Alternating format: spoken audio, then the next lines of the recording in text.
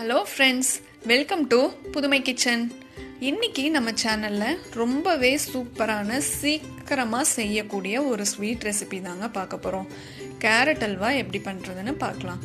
நம்ம அல்வா ப்ரிப்பேர் பண்ணுறதுக்கு முன்னாடி முந்திரியும் பாதாமியும் நெய்யில் ஃபஸ்ட்டு வறுத்தெடுத்து வச்சுக்கலாம். இப்போது ஒரு ஸ்பூன் நெய் ஆட் பண்ணிவிட்டு சின்ன சின்னதாக உடச்சி வச்சுருக்க முந்திரியும் பாதாமியும் நம்ம நெய்யில் ஆட் பண்ணி நல்லா கோல்டன் ப்ரௌன் வர வரைக்கும் நம்ம வறுத்து இதை தனியாக எடுத்து வச்சுக்கலாம். அதுக்கப்புறம் அல்வா எப்படி பண்ணுறதுன்னு பார்க்கலாம். பாருங்கள், இப்போ நல்லா கோல்டன் ப்ரௌன் வந்துருச்சு. நம்ம இப்போ தனியாக இது ஒரு வெசிலில் எடுத்து வச்சுக்கலாம். ஒரு பேனில் ஒரு ஸ்பூன் நெய் ஆட் பண்ணிவிட்டு நெய் நல்லா உருக விட்டுருங்க. நெய் நல்லா உருகுனதும் ஒரு கப் கேரட்டை நான் சின்ன சின்னதாக துருவி வச்சுருக்கேன், அதையும் ஆட் பண்ணிக்கலாம். இதில் பார்த்திங்கன்னா இப்போ 3 கேரட் ஆட் பண்ணியிருக்கேன், அதனால நான் துருவி இருக்கேன். நீங்கள் இன்னும் நிறையா கேரட் சேர்த்துறீங்க அப்படின்னா, துருவ முடியல அப்படின்னா மிக்சியில் கூட அரைச்சி எடுத்துக்கலாம். ரொம்ப ஸ்மூத்தாக அரைச்சிடாதீங்க. இப்போ வாட்டர்லாம் நல்லா கேரட்டில் இருக்க வாட்டர்லாம் ட்ரை ஆகிற அளவுக்கு நம்ம நல்லா மிக்ஸ் பண்ணி விட்டுடலாம் நெய்யில். இப்போ பார்த்திங்கன்னா நல்லா வாட்டர்லாம் ட்ரை ஆகிடுச்சு.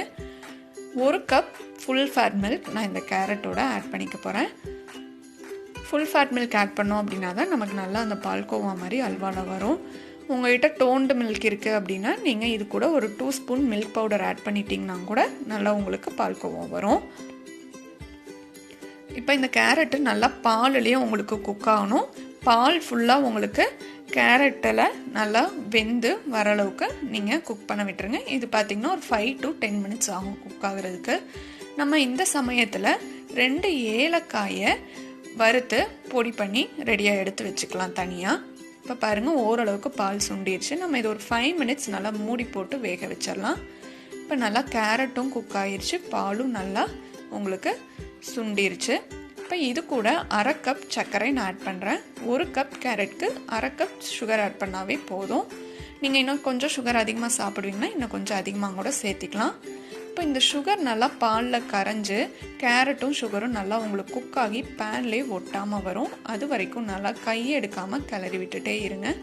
இது பார்த்திங்கன்னா ஜஸ்ட் ஒரு 5 மினிட்ஸில் உங்களுக்கு ரெடி ஆயிரும்.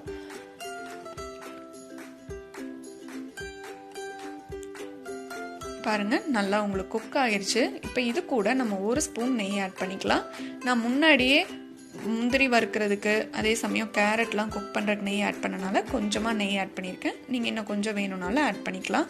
இப்போ நமக்கு நல்லா கேரட் எல்லாமே குக் ஆகிடுச்சு. இது கூட நம்ம அரைச்சி வச்சிருந்த ஏலக்காய் பொடியும் வறுத்து வச்சுருந்த முந்திரியும் ஆட் பண்ணி மிக்ஸ் பண்ணி விட்டுட்டிங்க அப்படின்னா அட்டகாசமான கேரட் அல்வா ரொம்ப சீக்கிரமாக ரெடி ஆயிடுச்சு. இது பண்ணுறதுக்கு பார்த்திங்கன்னா ரொம்பவே டைம் எடுக்கல. ஜஸ்ட் ஒரு ½ an hour மேக்ஸிமம், இல்லாட்டி 20 to 25 மினிட்ஸ் தான் ஆகும். நீங்களும் கண்டிப்பாக இந்த ரெசிபியை உங்கள் வீட்டில் ட்ரை பண்ணி பார்க்கணும். ட்ரை பண்ணி பார்த்துட்டு உங்கள் கமெண்ட்ஸை கீழே போடுங்க. இந்த சேனலை சப்ஸ்கிரைப் பண்ணாதவங்க கண்டிப்பாக சப்ஸ்கிரைப் பண்ணுங்கள். பக்கத்துலேயே பெல் பட்டன் இருக்கும், அதை ப்ரெஸ் பண்ண மறந்துடாதீங்க.